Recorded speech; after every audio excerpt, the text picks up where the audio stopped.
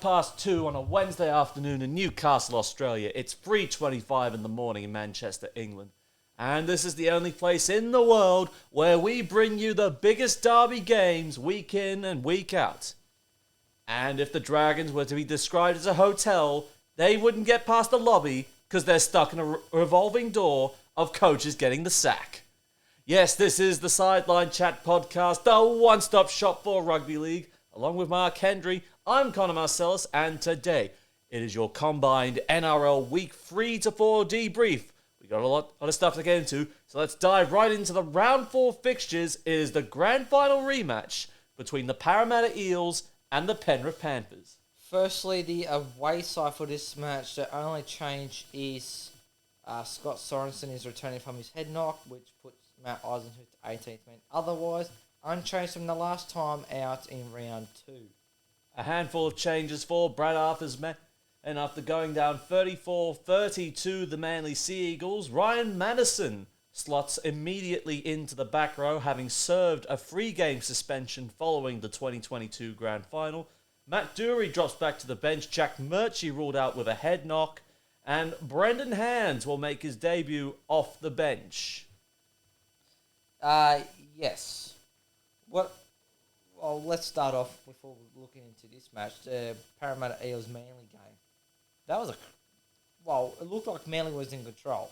Well, not control. They built early, then Parramatta just come back at them in what was, in the end, a seesawing affair. That was an absolute cracker, that game. It absolutely was. Of course, Penrith 16-10 winners over the South Sydney Rabbitohs before having the bye prior. This provided everything. Anything you wanted out of the Manly Power rivalry, apart from a shocking away jersey, we got. And I can't believe how bad Parramatta's defence was. You talk about that early lead. That's only because the Eels were soft around the middle. How many times did you see them make a break and then back up to score a try off it? Very little to none, you could say, if I remember correctly. I could be wrong, knowing me.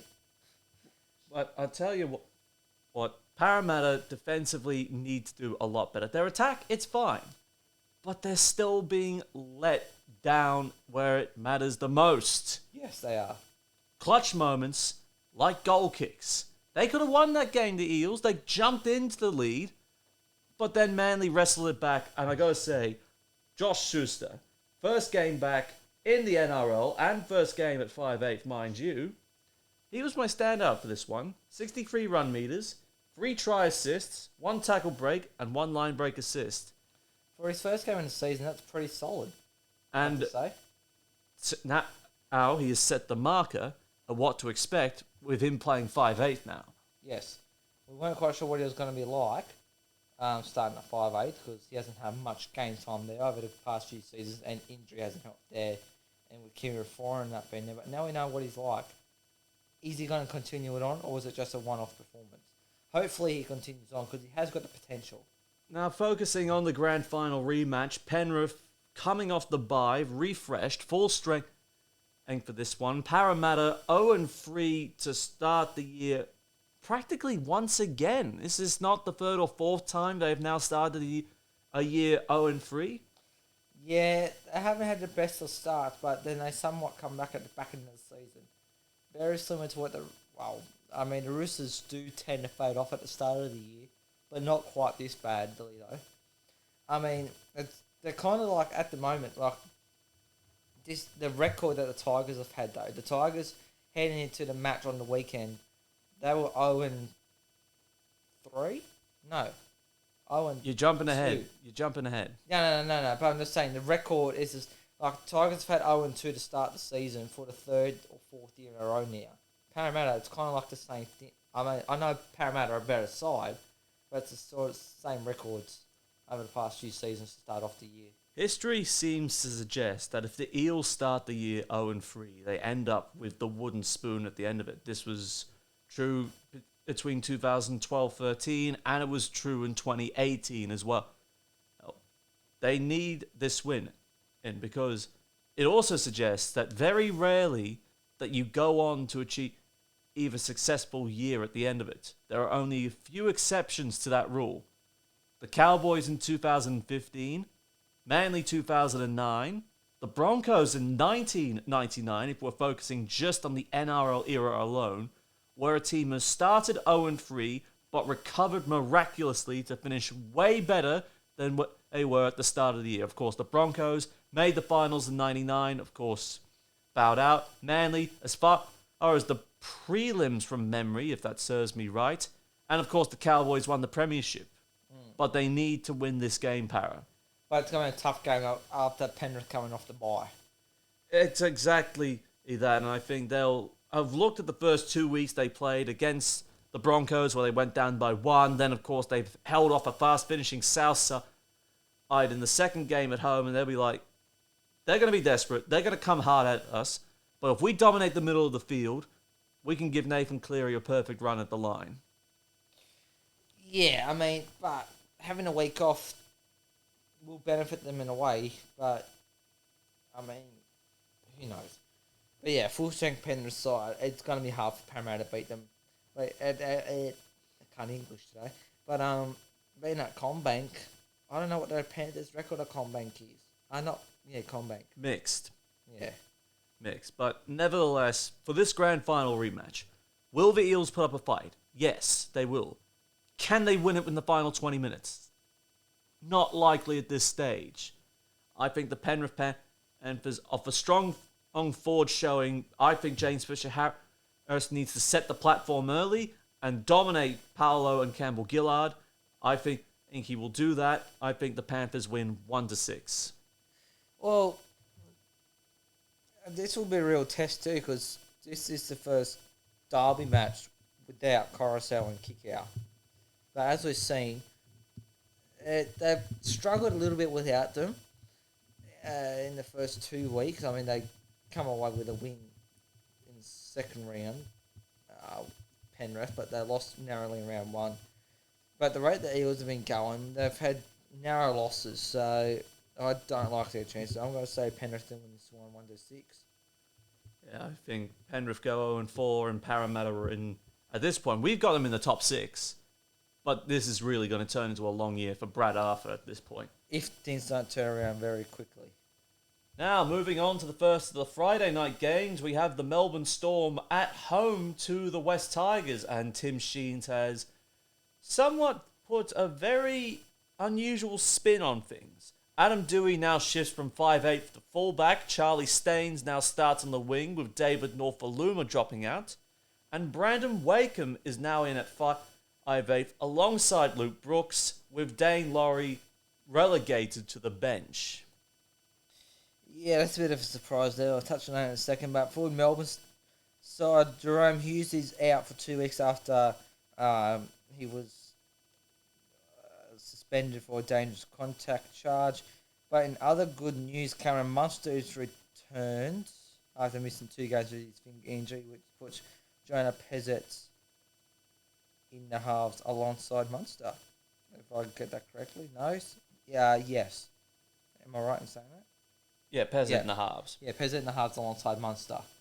Now, this would have been a slam dunk, maybe, if we were talking this fixture 6 months ago. This would have been a slam dunk. Melbourne win this, no questions. Well, even in our previews, when we got in the first 5 weeks for each team, exactly, we were saying Melbourne. But I'm looking at this now. The Storm will head into this game after going down to the Bulldogs 26-12 at home, and then going down to the Titans 38-34 on the Gold Coast, the first time in 10 years they've lost up there.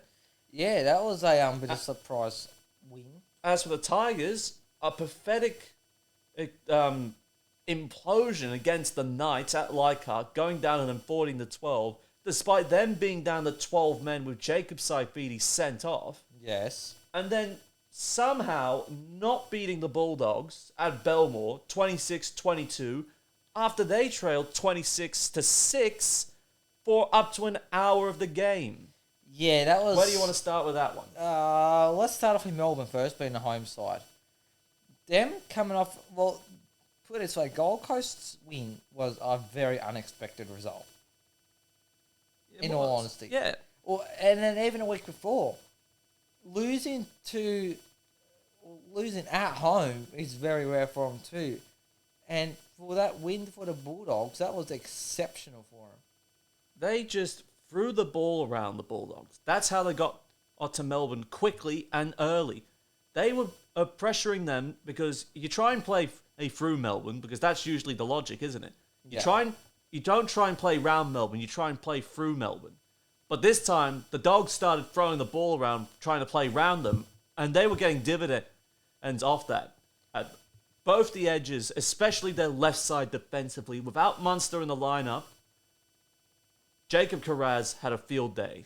He certainly did. And obviously, with the Bulldogs throwing the ball around, it unsettled Melbourne's rhythm and defensive,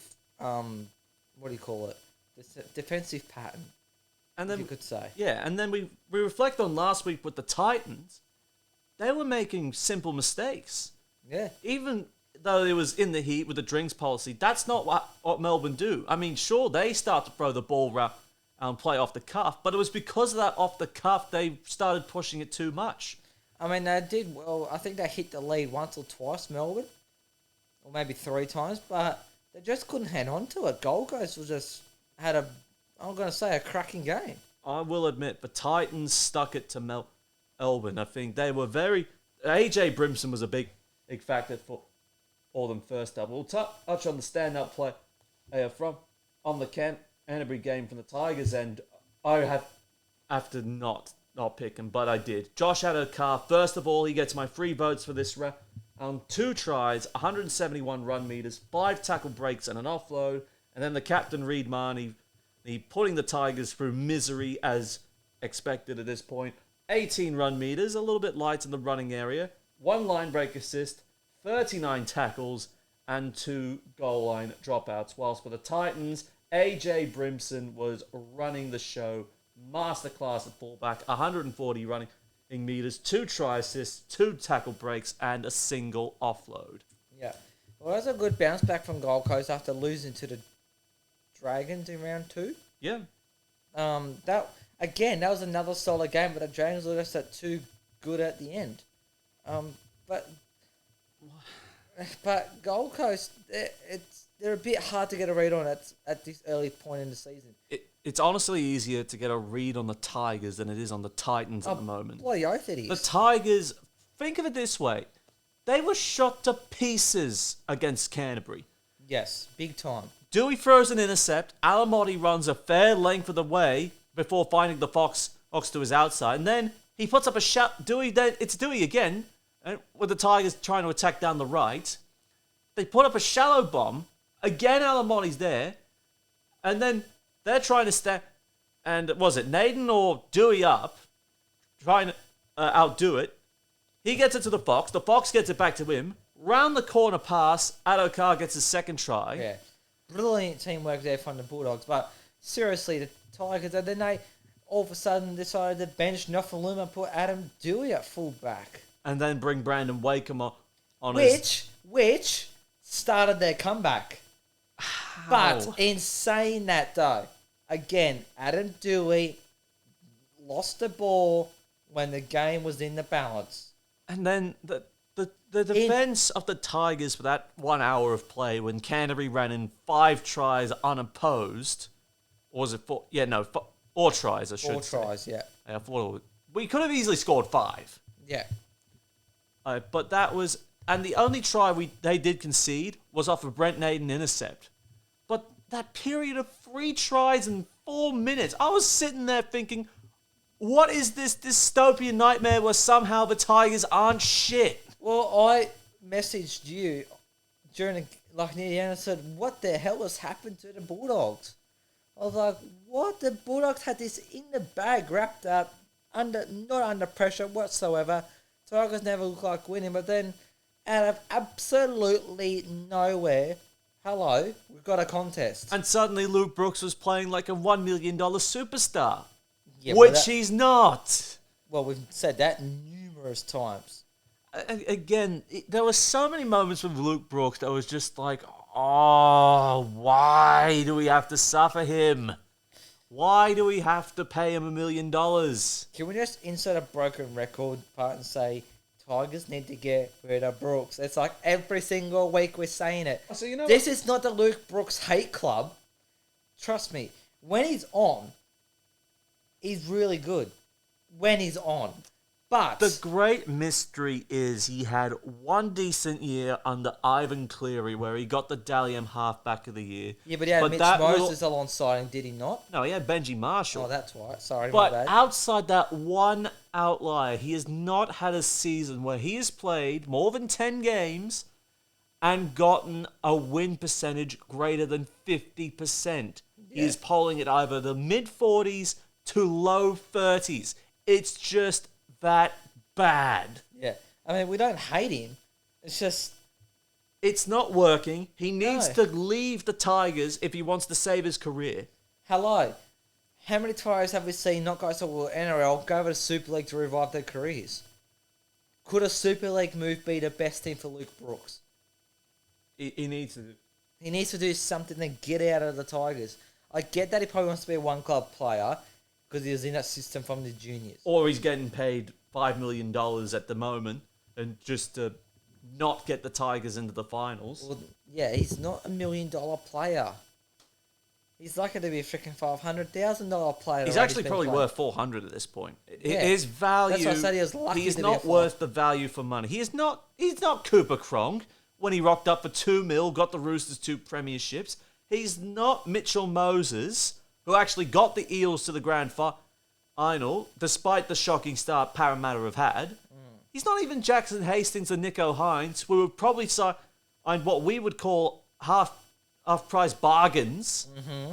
And look how well the Sharks went with him and how well Newcastle could go if shit wasn't falling around them either. Exactly. But you see how well Newcastle have been playing since Hastings got it in patches. When he's not getting forced off the field due to concussion, when it's literally he down to 12 men and there's this injuries falling left, right and centre. Well, we'll touch on that. Or the independent doctor having interventions. Well, we'll touch on that a little bit later on when we go through Newcastle, but yeah. And I got to feel sorry for Api Coruscant because he tried to do something. Him and John Bateman were probably the only two players out there before Wakeham. Well, John Bateman nearly scored a try off his own grubber Exactly. kicks.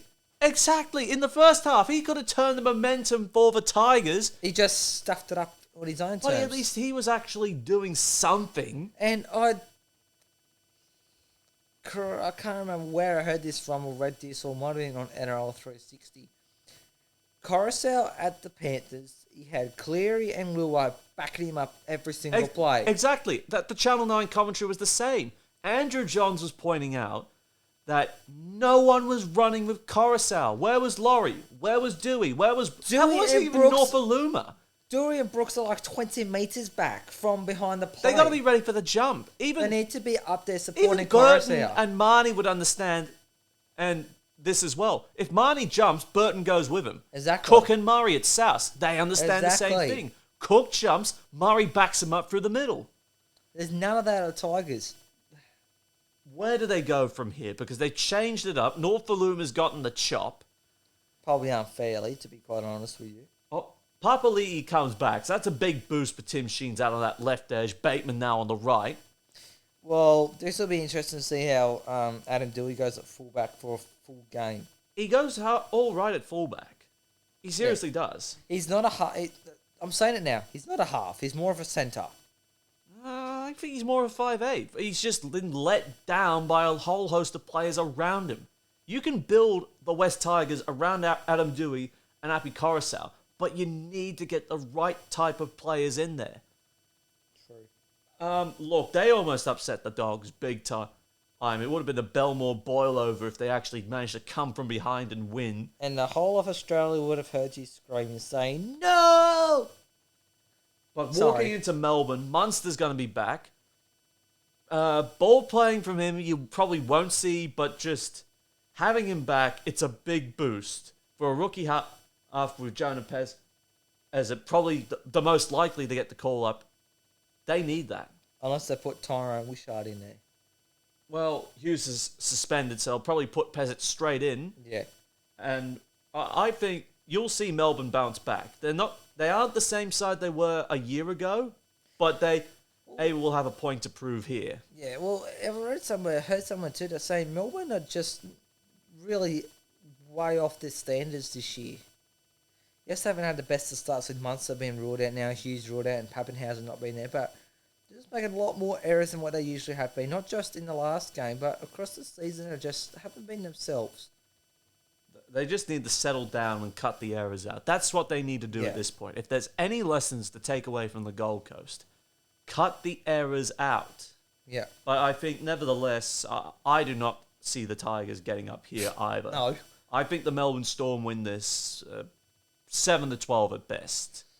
I'm going to go a bit bigger. 13-21. 13-20, sorry. I don't think they're going to put a big margin on the Tigers, but I think... Munster coming back is the big in. Yeah, it's a big in. And the Tigers are shit. So... That's pretty much an established fact. If Melbourne were going really well, I would have said 21 plus. But because they haven't been, I'm just put that down a what do you call it? Margin bracket. Yeah. But I think Munster coming back, that left edge has now got everything it needs. It's got Coates, it's got Olam, it's got Munster and Liero there. I think that's where they're going to focus most of their energy and really test John Bateman's fitness out. Now, the Battle of Brisbane, the first time I'm in over several years, I think, close to 30 years at this point? Been a long time. Yes, another Brisbane derby. Dolphins versus the Brisbane Broncos. For the Broncos, no concerns whatsoever with the same 17. That's pretty much it. Nothing for Brisbane, no changes whatsoever. Now, as for the Dolphins, Felice Kafusi has been suspended for up to a month, so he has been ruled out of the Battle of Brisbane, the second time since the South Queensland Crushers. Expect Jared Wallace to start in the front row and Kenny Bromwich to be pushed into the back row. And then you just take your pick, either Kurt Donahue or Poasa Farmasili to make up the extra man on the interchange. Well, I hope it's Kurt Donahue. Just been a local boy from Newcastle. Well, the Dolphins, they have really written themselves well into the script right here for a blockbuster, downing the Raiders 20-14 at Redcliffe, if coming from behind, and then seeing off the Newcastle Knights 36-20 in round 3, whilst the Broncos have had a very good run of their own, knocking off arch rivals North Queensland 28-16 before running over the top of St George Illawarra 40-18 last Saturday night at Suncorp. Don't remind me of that game, please. Now let's talk about that game. I want to talk about that game first up because this is a reciprocal Broncos away game. And they were on the ropes for the first 40 minutes. Yep. The Dragons are looking like they're in the contest and had a good lead. I know Adam Reynolds kicked a 2-point field goal. I believe it's the first one this season. No surprise it's Adam Reynolds kicking 2-point field goals. To narrow the margin at the break, and that's pretty much all she wrote for the Dragons, besides one penalty goal, and that was it. You had Tyrell Sloan playing with all the confidence in the world after coming out in round 2 and putting on an absolute clinic. Best game he probably played for a while after all the shit he's copped. Yeah. And you had Jaden Sullivan also finding some comfort at 5'8", with his chance. But you just don't put it to bed. How do you not put it to bed like that? So, in context, Dragons were up 16-8 at the break, and we lost 40-18. The last 10 minutes, 4 tries in 8 minutes for Brisbane. Even when the Broncos hit the lead, the Dragons were still within a touching distance, but then the last 10 minutes come, Dragons just slacked right off and just leaked points left, right, and centre. It was no surprise that in this game, it was Reece Walsh that really did all the damage once again. He was my standout player last week against the Cowboys as well. You just saw how our speed worked for the Broncos favor right here. At the moment he got his hands on the ball, that was energy that just carried them to the Cowboys in goal. And he's done it again right here. 2 tries, 1 try assist, 158 run meters, 4 tackle breaks, a line break and an offload. He gets my free votes for this round. But Payne Haas has got to have 2 votes to his name as well. 240 run meters, 2 tackle breaks, 2 line break assists, and 2 offloads. More run meters than any of the Dragons forwards together. That would surprise me. And I was going to say, and a defence cutter. He is very good goal line defence. Just quickly saying about Reece Walsh, he obviously, how he left Brisbane the first time was a bit, scrappy. Went across to the Warriors, didn't do what they expected him to do. The second year. The first year he was Dally M Rookie of the Year. Yes. Until he got the era of cocaine, and the Gold Coast Police sorted that one out. Yeah. And then he's come back to Brisbane again, and it's like he's back to how he was. He feels at home at Brisbane. Well, the Broncos didn't want to let him go, but they ended up doing so anyway because they thought they had other players in mind. Tamare Martin would have been a good example of it, the way he came back. Yes. But now that they got Walsh back, and we're now seeing Kevy Walters, he's loving this.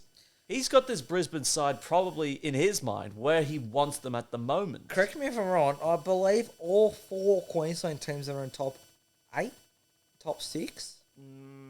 Broncos, Dolphins are the top 2. The Titans are about 2 and 1, but the Cowboys is the only one letting the side down. Well, 3 out of the 4 are in the top 8, including the new boys on a block. Yep. That's pretty impressive. But, yeah, that game, Dragons game was just crazy. As for the Dolphins, well, they just absolutely torched Newcastle. Oh, more in the second half. Newcastle kind of stuck with them in the first. It was, I think, Newcastle.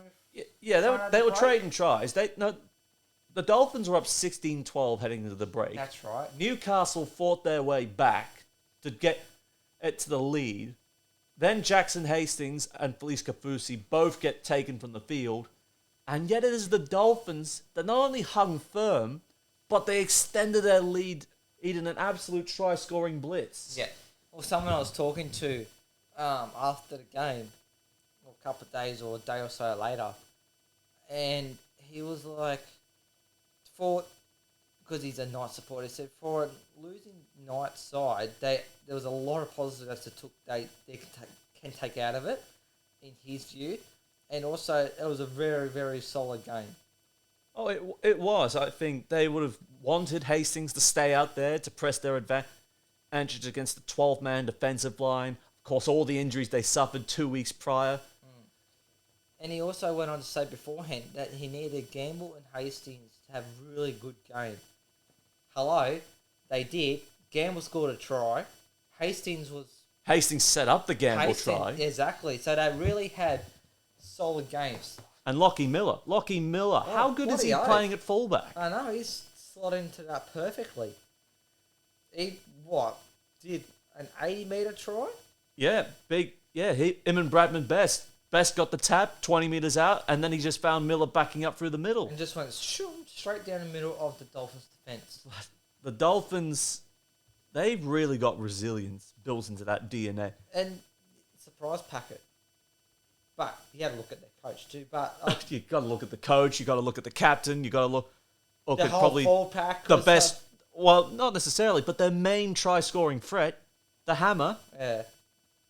No votes for him this time round because the first hat-trick hero of the Dolphins will steal the 3 points this week on my standout leaderboard, and that goes to Tessie New. Yes. 3 tries, first ever hat-trick the Dolphins have scored, 230 run meters, a single tackle break, and 2 line breaks. But really, Jermaine Asako also went nuts at the back end as well. Jermaine Asako, since he's I know he was reasonable Brisbane, but since he's that's what I said. Well, it was more like started strong, Rookie of the Year, and then it just went into decline in the Seabold years. But then since he's gone to the Dolphins, he is way back up there.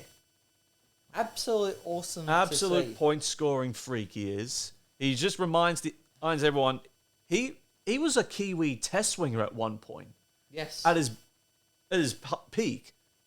he could be getting back towards honours again. I hope so. He's got it in him. And whether this is just solely the Wayne Bennett factor or not, that the perfect manager that just gets the best. He gets the best out of anyone that could walk into a Wayne Bennett coached side. Saya Qatar.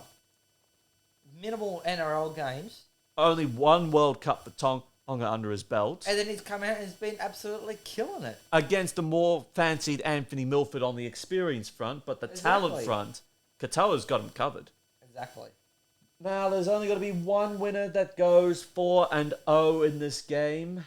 Unfortunately, I think the loss of Kafusi on the top of Marshall King in Pryor, it's going to hurt the Dolphins big time because they've lost their enforcer and they're not going to have their essential or combination to really challenge the Brisbane forward pack around the middle of the ruck. And I think out wide, Walsh against the hammer. I'm backing Walsh to absolutely light up Suncorp Stadium. I think the Broncos get home, competitive derby, but I think the Broncos get home 7-12. Well, before obviously we knew about Kafusi getting suspended, I was going to go to Dolphins. Yes, they didn't have Jeremy Marshall-King, who's been killing it as well. But then the news came out of Kafusi getting suspended, and I thought, this is going to go in Brisbane's favour. It's going to be a very, very competitive match at a sold-out Suncorp Stadium. You can't get tickets to that. No, I mean, we could try and get on a flight to Brisbane as fast as we could, but he'd be out of luck. No, exactly. But I'm going to say Brisbane win this one 1-6 in a very competitive match. Very, very competitive. Second time the Battle of Brisbane has gone down, and I think the Broncos, in my view, they'll come away victorious once again, but at least the Dolphins will be more competitive than what South Queensland was back in the mid-90s. And speaking of South Queensland, we've got the other Queensland derby between the Cowboys and the Titans to kick off the first Saturday game, Well, no real changes for the Titans after they downed Melbourne 38-34, making up for a disappointing result against the St. George Illawarra Dragons. Despite leading in that game, at 1 point, they were overrun by the Red V at the end to go down 32-18. But Chris Randall will once again start in the absence of Sam Verrills, whilst the debutant Isaac Malawi will retain his spot in the side after a solid debut last week. Yeah. As for the Cowboys, there are a few changes of Griffin Neem starting in the prop position in place of Ruben Cotter, who has picked up a knee injury.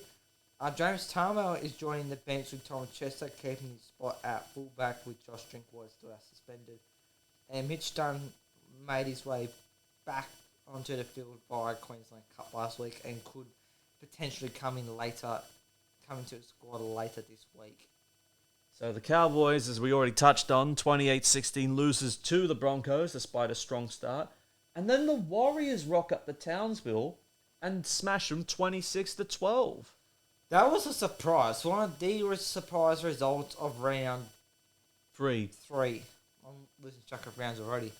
But yeah, it's because we're trying to just mention the results from round 2 without necessarily naming the standout players. Don't worry, leaderboard up in about 2 weeks' time, so you'll get to see how I've been tracking the votes as we've been going along. Yeah. But, yeah, Warriors played exceptional. And the Cowboys, I don't know what got into them. At home, they're usually pretty good, but they just weren't there. The home record for the Cowboys since they moved to the Queensland Country Bank Stadium has been steadily growing in the positives column since they made that move 3 years ago. Has it really been that long? 3 years since the Queensland Country Bank Stadium has been open and operational. Seems a lot longer than that, but it doesn't seem as long, It's a good ground, though. It is a good ground. Even though they had to lobby the Queensland government to do it for them, but hey, what can you do? Apparently just win a premiership, lobby your government for a stadium, and you get it. Just ask Penrith. We'll see how that one pans out on Saturday. Anyway, politics aside, because that's not what you hear. No. The Warriors played physical. I mean, you look at the Cowboys forwards, they did not match the challenge. No. The Warriors, on the other hand, what'd you have? Fanua Blake, Tohu Harris, and then worst of all, a winger. fucking winger outmuscles you. Seriously. And it's like, everyone was, I think some were waxing lyrical about how Sean Johnson was playing vintage form again. I don't know. I didn't really see it that way. But Marcelo Montoya, yeah, I believe him. Yeah. Two tries, yeah. 246 run meters, 6 tackle breaks, 3 line breaks, and 2 offloads. He was a handful that monstered over the top of Carl Felt. Plain and simple. Yeah, very easily so. And he come from where? The Bulldogs before the Warriors. Yeah. Belmore product, junior product? I believe he was, yeah. Well, there you go.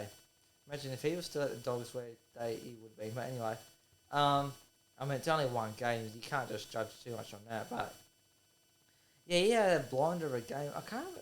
Jason Talamoro, who the hell did he nearly knock out?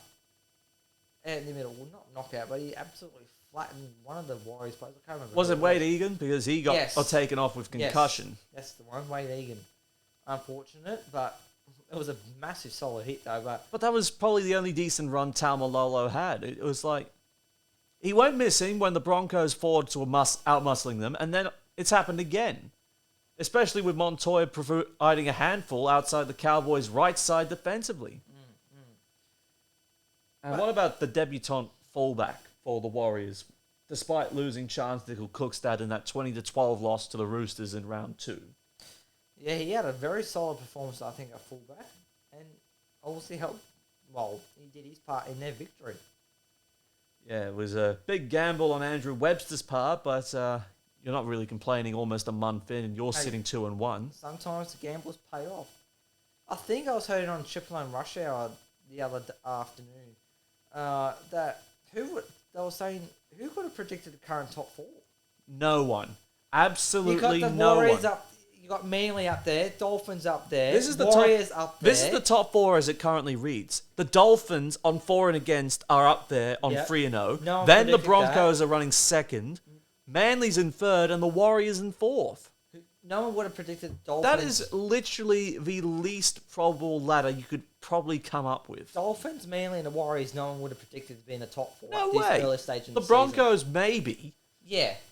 But everyone would have had Penrith in the top 4. They would have had the Roosters, maybe. Rabbitohs, easily in the top 4. Parramatta, easily in the top 4. Parramatta, no one could ever have seen this ladder coming. But they actually said, I think, since 1975, not since then, has the premiership been this close. And I believe, I might be wrong, but I believe I said that this season will be the closest ever.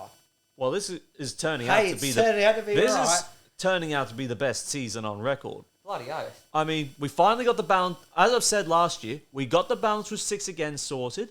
Finally. We've tightened up the concussion protocols. Finally. Also, we've made it easier to activate the 18th man. So finally, it's less confusing for the fans as well. Yeah. So now it's just simple. If you get 2 players to get knocked out, you can activate the 18th man straight away. Instead of 3. Or waiting for a sin bin where they don't return, or a send-off, which is even more unlikely. Yeah.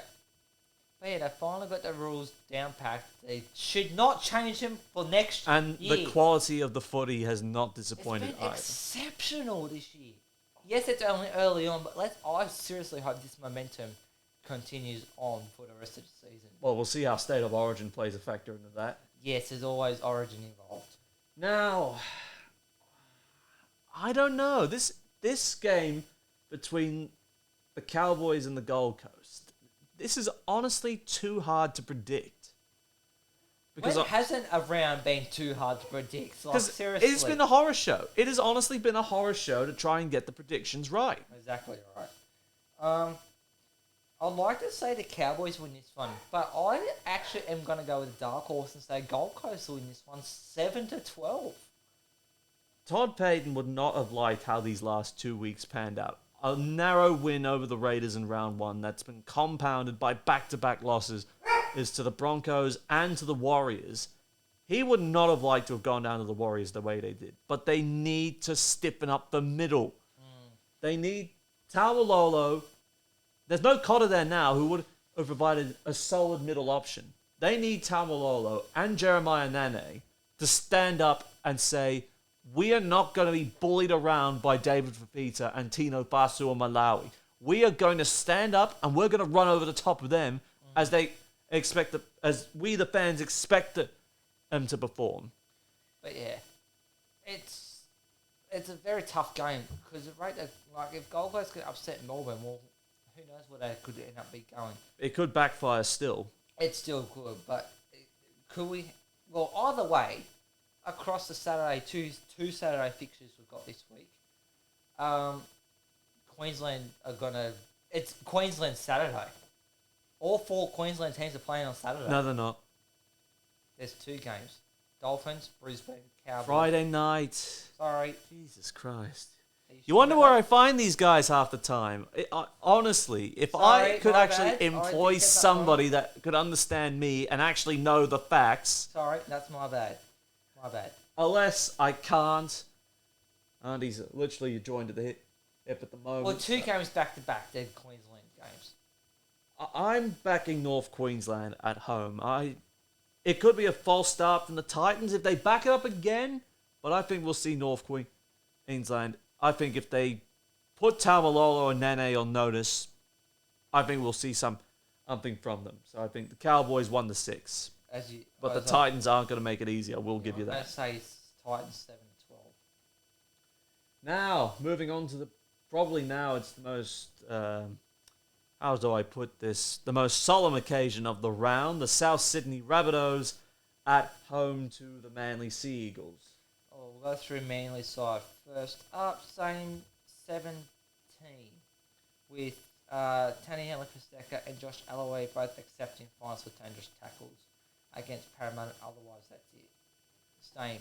They're still allowed to play. A couple of changes in the middle for the Bunnies. Shaq Mitchell and Junior Totola ruled out for a couple of weeks, as it seems to be the case. So they are both out of the mix. Hame Saleh also ruled out with the HIA. So Daniel Saluka Fafita will actually start in the front row. Jed Cartwright, Michael Cheekham retained on the bench. Blake Taft will now move from 18th man back onto the interchange. And Jacob Host will now start in the back row. Yes, a few changes there for Jason Demetrio on what will be, like you said there, a solemn occasion, of course. We heard the news earlier in the week that South Sydney... What day would we say that? Monday. Monday, I was literally in the car. Same. And the rush hour with Triple M was on. And then I heard the breaking news that South Sydney legend John Sattler passed away at the age of 80, having been battling dementia and a stroke in the recent years. Yeah, it was very, very sad news. And they obviously went away to like a... ad break it, and they come back and mentioned it, and they actually got Wayne Bennett on the phone pretty quick, and he just discussed his what his playing career was like. And the most memorable thing that everyone keeps saying was the 1970 grand final, where he played on 7 minutes with a broken jaw. 70. He played the whole grand final. He played with a broken jaw. He just held it up with his mouth guard. Apparently. How did he manage to do that? That you could not get away with that. Not Sam nowadays. Burgess was lucky to get away with the cheekbone in 2014. And he got Clive Churchill medal for that. And of course, John Sattler, believe it was, 4 grand final wins from 6 appearances. He was captain of the South Sydney Rabbitohs. He played about 4 tests for Australia as well. Captain 3 of those. Yep. 3 out of 4 and tests. And at least, somewhere between 170 and 200 games for South? Yeah, he had a very solid career. Actually, I'm just going to quickly fact check like that, just to be on the safe side with that. But while you're looking that up, South's got special permission to alter their jersey to wear the half Rabbitoh for this week. I think it will actually end up being a nice touch. It's the same thing that happened with Tommy Radonicus. When he passed away 2 years ago over Tigers, had a special Wests jersey. And didn't they retire his number as well? Yeah, they retired the number 7. So I haven't heard anything about John Sattler's number getting retired, which I actually don't know what his number was, to be quite honest with you. So, a long 9-year career with the Rabbitohs. He played all the games after starting out with Curry. Yeah, it's because he is from Maitland. Alright, so, and of course, playing in the 67, 68, 70 and 71 premiership deciders. I think he was there in 1971. And yep, playing in the front row where the Rabbits led 1-0 at half-time over St George. Soccer score, sorry. To come away a 16-10 winners as well. So but a remarkable career for John Sattler. Yeah. But it'll be a very emotional game for all the South Sydney supporters and especially like the older ones. And he helped do that march to help get South back in the contest. Or competition, I should say. Well, of course, also you'd expect Sattler to have taken part in the marches in the mid-2000s when South Sydney were protesting their expulsion from the NRL. And of course, George Piggin's a big part of that as well. And inducted into the Hall of Fame in 2008 as 100 of the greatest ever players to have played the game initially. And of course, did he not also was there to congratulate Sam Burgess and they won in 2014? Exactly right there. An absolute wonderful career, and apparently there are many stories that have been shared where even journos have feared John Sattler. This Gentleman John, they've called him, but apparently in the eyes of one Phil Buzz Rothfield, one to avoid. Yes. But, yeah, and this is... I'm going to say ironic that South play Manly this weekend. I don't think... It's just how it's happened. Pure chance that it would happen this way. Yeah. But it's often... It makes the occasion... That little bit more special. Memorable. Yes. But yeah, going back, I know it started off, but we need to crack on this game, or even last week's game. We know Manly come on front against Parramatta, and we know South's 16-10 loss to the Panthers, and then followed by 20-18 loss to the Roosters at Allianz Stadium. Well, yeah, that came out at all, didn't it? It certainly did. Even a sin bin in this time. Two sin bins. Yes. So it wasn't sin bin Sunday. And it come on very late in the game as well. I thought a lot of people thought it would have been a lot earlier in the match, but no, very late on in the match. Yeah, but that was a tale of two halves. The Rabbitohs were firing on all cylinders early. They jump out to a 10-0 lead. Kalamatangi's bagged the second try in 3 weeks. Johnston's now getting on a roll in his bid to become the greatest ever try scorer of all time. Yes. But then something happens, and it's unbelievable. All it takes is two players coming on, and that changes everything. Mm-hmm. The moment the Cheese and the standout player, who apparently got denied Dally M points, controversially, because no one of the two anonymous judges picked them, probably because they're both South supporters. No, Brandon Smith and Jared Warrior-Hargreaves come on, and the Roosters on either side of halftime score 4 tries unanswered to wrestle the momentum in their favour. The Cheese starting it off. Kiri gets a nice little chip kick away for guess who else but Daniel Tupou. Yes. And then the Roosters right side kicks into action. Jackson Paolo bagging a double again. Against his old club. He would have loved that. But Jared Warrior-Hargreaves, the man forgotten in all of this. 174 run meters, 17 hit-ups, and getting through 23 tackles in the front row. This man comes on. The big dog. And the game changes. He does. It changes completely. And it swung the momentum big time. And once again, South scramble to try and finish it late. Too late this time. Yeah, like against Penrith, they were just too late. And even Latrell Mitchell tried doing a 2-point field goal from dummy half. Yeah, that didn't really work out, did it? No, but at least he had a crack and thought about it. But that was an absolute insane contest, and it honestly expected to deliver. This rivalry, the Roosters and the Rabbitohs, 115 years of hatred. But you know what? Even for this moment, it'll turn into 115 years of unity. Just like, you Oh, lost the bloody club oath. lesson. We're going to be behind you, mate. Oh, yeah. I mean, on field, it's rivals. Off field, it's like, it's all it's a good friendship. handshake, have a beer, reminisce exactly. of all those good memories. Yeah. It's because we don't hate each other. Fans don't hate each other. They just, It's just a rival. when 2 points and a grand final's on the line, that's when you start hating. Exactly. But yeah, to this one, yeah, I'd say back to this match because we need to get cracking on. I think, depending on what you say on that. Look, I think Souths are very much undergunned in the middle, so I can easily see Manly causing an upset at here. I think Jake Trbojevic moving into the front row it was really a match made in heaven, to be honest. I think regardless of whether he plays lock or in the front row, he just looks comfortable there. Turbo versus Latrell, that's going to be the key matchup right here of who can outshine the other from the position of fullback. But you know what? Emotion can play on a side, negatively and positively. Yeah. I think, even though I think Manly go into this game as the favourites, and I think rightly so, they absolutely have earned the right at this point early on. Anthony Seibold in his second club up against the club that gave him his start. Yes, very true indeed. But I think there will be a lot of motivation for South Sydney to come out and put two narrow results behind them that had ended in defeat. I think the Rabbitohs are going to put in the performance of a lifetime. And they will walk away from this game to honour a legend 1-6. Same.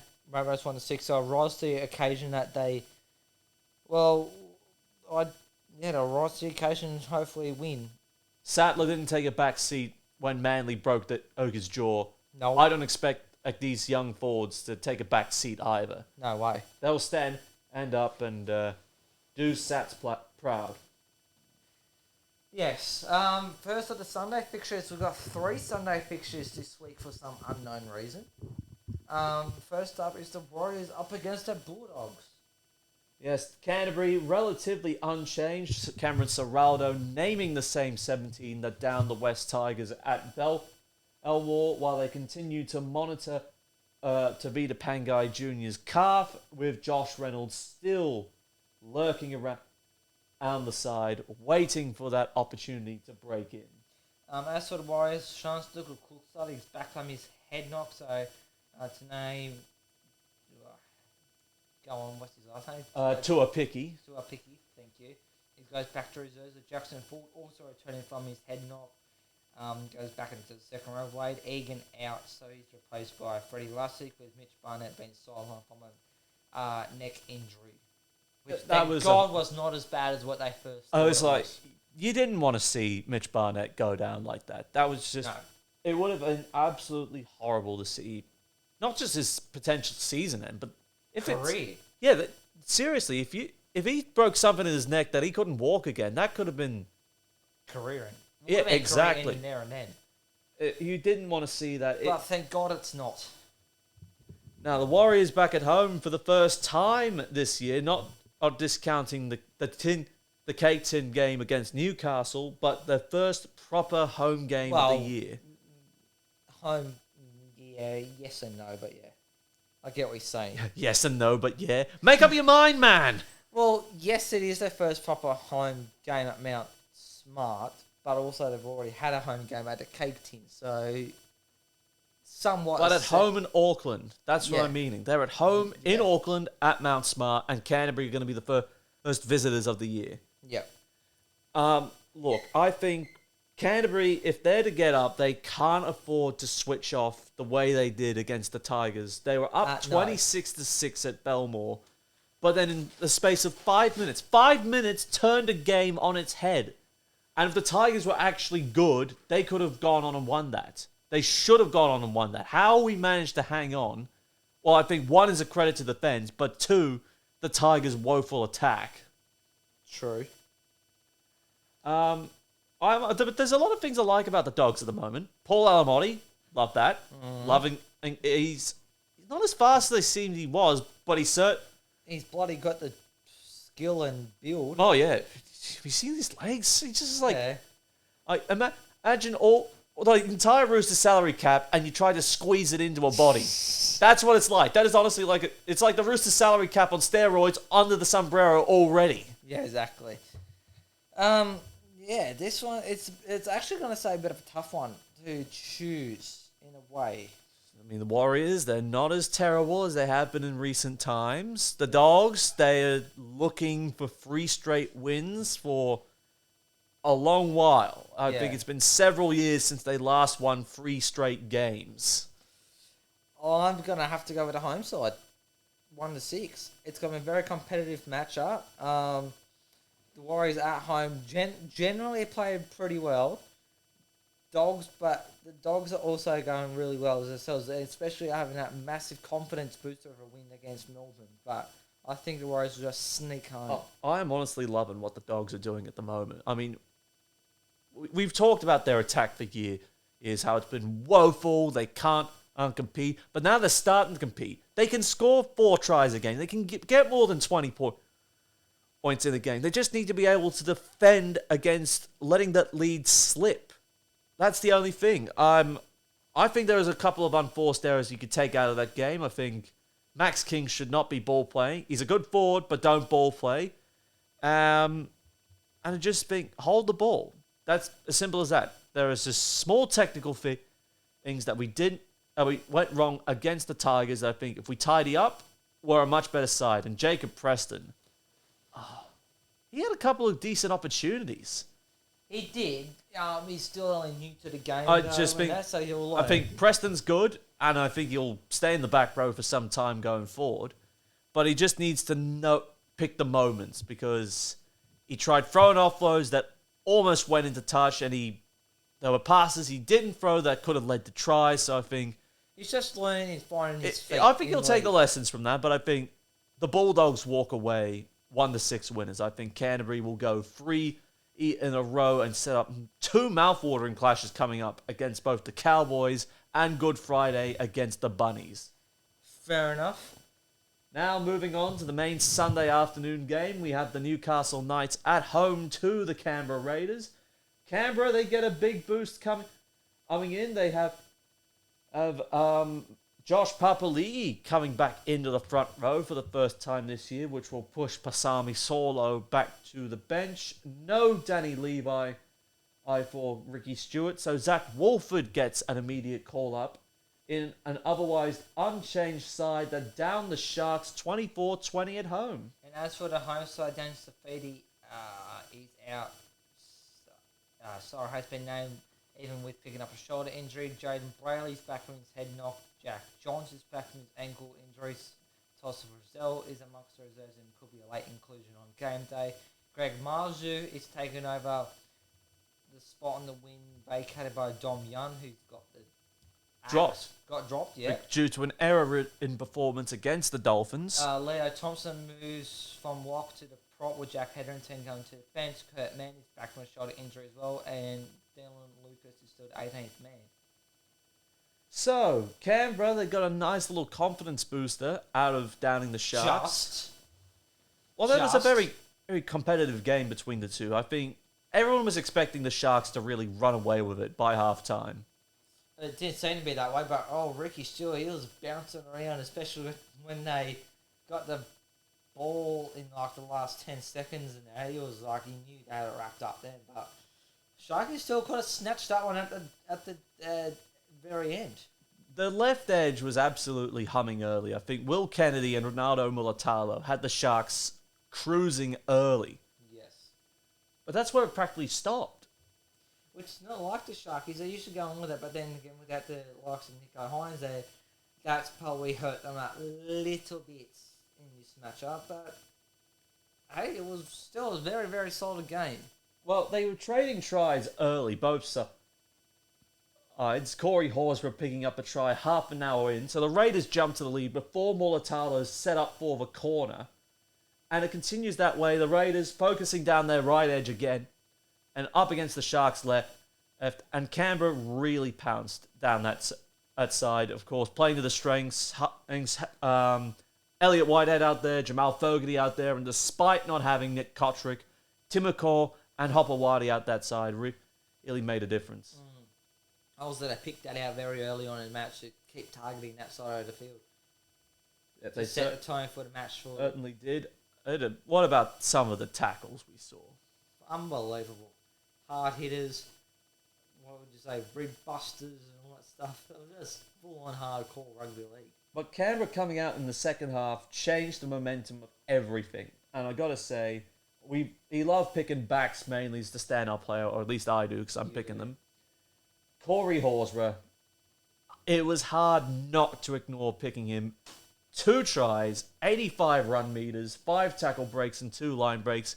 Second try helping the Raiders establish a 24-14 lead over the Sharks. Yeah. But it didn't last quite that long. Sharkies did come back a little bit.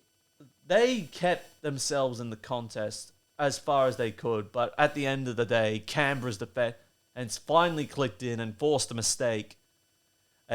Very much on the last play. Yes. That saw Canberra get at home once again downing the Sharks.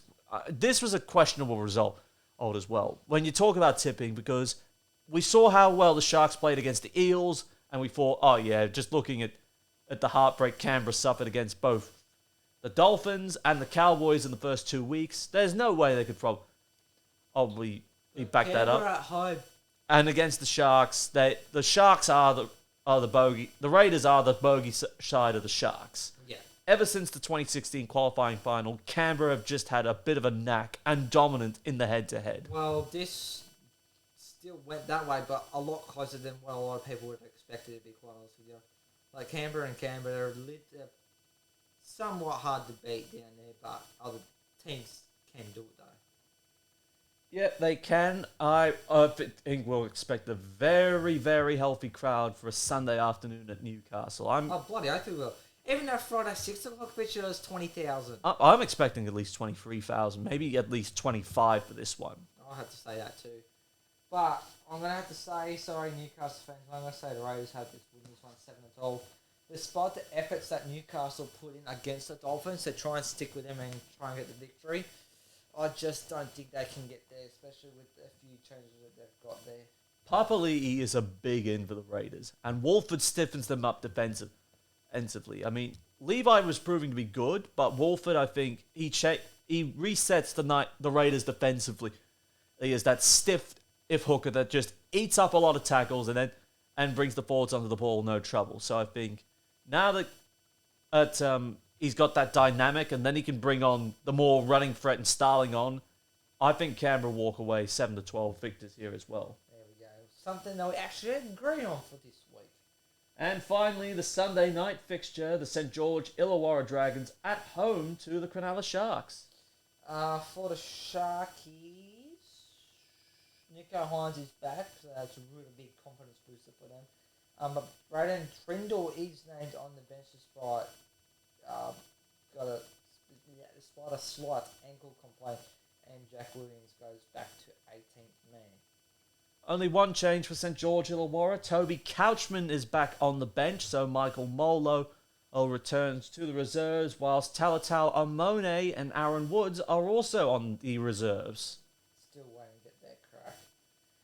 I just don't know what the hell happened when that Dragons collapsed. This is a derby, and there's been a lot of Dragons news in the last day or so. Well, we had that lead that just vanished. There's now talks about Anthony Griffin having to reapply for his job if he wants to continue for coaching 2024, as the Dragons are starting to look at coaching options for 2024, and names that have been thrown around are Ben Hornby, Dean Young, and Jason Rolls, all ex-Dragons players within themselves, I believe. Why exactly are the Dragons saying Anthony Griffin needs to provide his resume? Honestly, it should be the other way around. Hook should be going to them saying, hold up, why do I have to be the one to reapply? You should be the one who should be giving me your resume. Exactly. I'm the one who took the Broncos to a top 4 finish and a prelim finals berth. I'm the one who helped rebuild the Penrith Panthers into a finals-worthy contender. he's kind of helped rebuild the Dragons out of the salary cap issues that they had too. Yes, the Dragons did have salary cap issues. Tissues for your issues. Yes, the Dragons has salary cap issues as well, so I don't think the top sides have issues as well. Lower sides do have as well. But he's kind of got them out of that pickle, and they're saying, oh, you need to reapply for your job. To me, if they want Anthony Griffin to reapply as coach, I'd say he's getting a sack sooner rather than later. That's how it comes across to me. The panel on NRL 360 summed this up best when they said, dead man walking. They said that with Malcolm Why McGuire are last you year doing too. this 4 rounds into a new season? This is something that should have happened in the off-season. Yes, so we can start fresh for 2023. But instead, your 2024 recruitment drive is already impacted because now players are going to be wondering, who's going to be the coach next year? Is it going to be Anthony Griffin or is it going to be Hornby, Young, Riles, Flanagan? Flanagan? Exactly. Who knows? This just represents weak club leadership. Exactly. And there was also other news that Michael Molo, Francis Molo, has got a date with the law. Yeah, it's a court date. Court dates. For intimidation, so... That happened, good standards at St. George Illawarra. And that happened in December last year. What is it with the Dragons and the frickin' law? Honestly, that's probably a more successful joint venture than St. George Illawarra as a whole. Probably.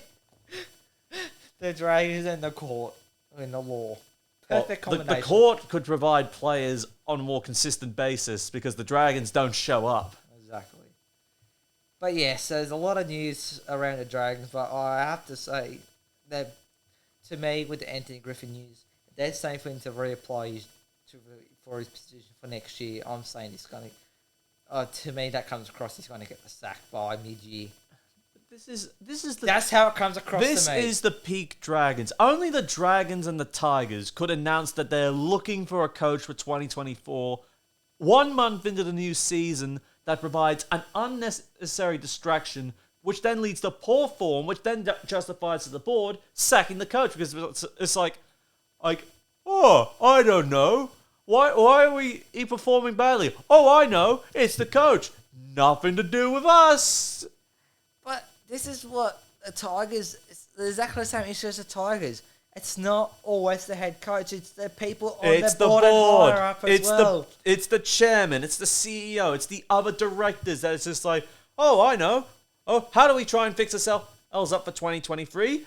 And now it's the search for the 2024 coach. Yes. But this will yield results. They just don't look at themselves on the board and say, oh, maybe we're the issue. Maybe we need to go. No, it's just easy to sack a head coach and unsettle the team.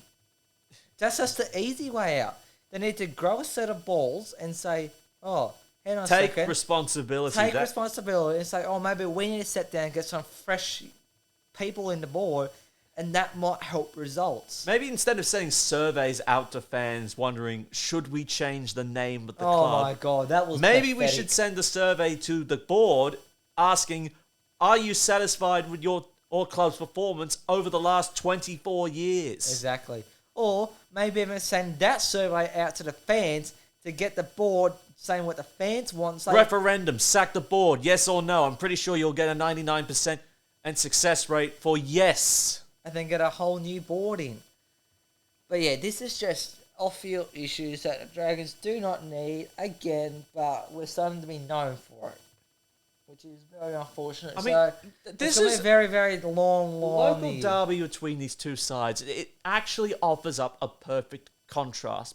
The Sharks have had horrors in the past, Asada, salary cap concerns, but you could say the Sharks board is more efficiently run, and they can tell you, 2024 coach, it's Craig Fitzgibbon. Yeah. Who's your multi-million-dollar halfback? It's going to be Nico Hines. And it's just like you walk up to the club, it's like, where can I find a top 30 spot? And it's just like, well, we got a couple of openings at the moment. We got a good premiership window open up ahead of us. We expect maybe within the next 3 to 5 years, the Sharks will be back as a premiership contender. Yeah, exactly. It's just like, I can probably say with confidence the Sharks can probably win a premiership within the next 5 years. I'm going to say maybe 2-3 years. But I guarantee you, you sign for the Sharks, you know who the coach is, we can guarantee you a spot, and you can play a finals. Oh, and if you've got a burgeoning rep career, you'll flourish with us. Exactly. You look at the Dragons on the other hand, they were NRL 360 mentioned 5 years ago. There was you had, what is it, 5 Origin players, at least 2 internationals, or 2 to 3 internationals, depending, because you had Nightingale, Graham, Widdop as your Kiwi and England internationals. Yeah. And then what did you have? You had Vaughan, Tarek Sims, Tyson Frizzell, DeBellin was Origin, Jack DeBellin, and Ben Hunt, all Origin forward players. Fast forward 5 years. And now I've only got one. You've only slid backwards. Which is Ben Hunt, who plays for Queensland and Australia. And that's it. My only rep player. But not getting distracted here. I think the Sharks will be disappointed by how they performed, and I think they'll be looking to bounce back in a big statement. Nico Hines, I think, will stabilise a whole lot of things going on. And I think Matt Moylan's going to run the show once more, just until Hines can get some match fitness under his belt. Well, yes, the Sharks will be looking to bounce back too, but so will the Dragons will be thinking, what the hell have we gone in collapsation mode? Sharks win this 7-12. I just think it's a no contest at this point. But yeah, I'd say for this derby match, I haven't got any confidence in Dragons. I know this sucks saying it, but it's going to be a long, tough season. Sharks to win this one 13 points to 20.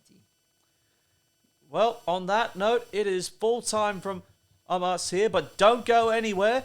We've got your Betfred Super League Week 5 to 6 debrief coming up after this break. So don't forget, leave a like, hit that subscribe button if you want to see more content like this, and click the bell to allow for notifications. We're going to take a short break, but that's all your NRL content for this week, and we will be right back.